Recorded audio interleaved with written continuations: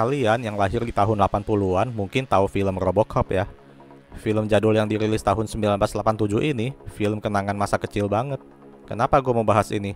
Karena gue kebetulan teringat ada adegan yang lumayan sadis, yaitu peristiwa seorang polisi yang ditembak secara membabi buta sebelum dijadiin Robocop. Waktu gue nonton itu, kayaknya umur gue masih belum 10 tahun, tapi adegan itu mampu membekas di kepala gue.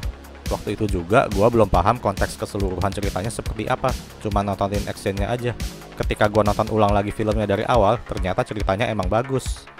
Bagi yang lahir di tahun 90 ke atas, mungkin taunya versi Robocop remake yang dirilis tahun 2014. Tapi menurut gue, sayangnya versi remake-nya nggak sebagus yang originalnya ya.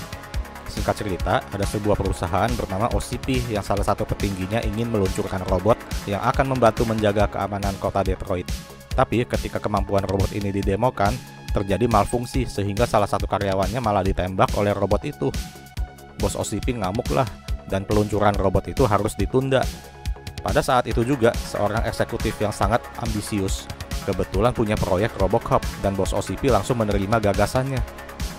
Murphy, seorang polisi yang baru pindah ke kepolisian di Detroit, mendapat tugas untuk menangkap segerombolan penjahat yang sangat berbahaya.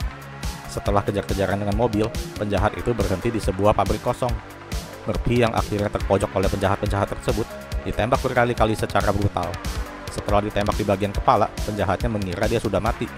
Karena masih menunjukkan tanda kehidupan, dia dibawa ke rumah sakit dan akhirnya, si Murphy adalah manusia pertama untuk dijadiin Robocop.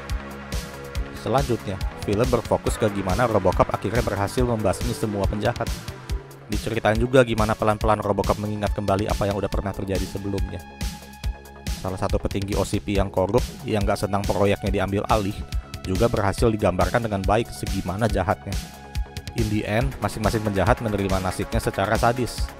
Yang belum nonton, kalian wajib nonton sih. Coba bandingin lah sama Robocop versi tahun 2014 bagusan mana. Tapi bandinginnya dari segi cerita ya. Kalau buat efek, Robocop original emang masih kaku banget. Soalnya di era 80-an, CGI kan kagak sebagus sekarang. Rating untuk film Robocop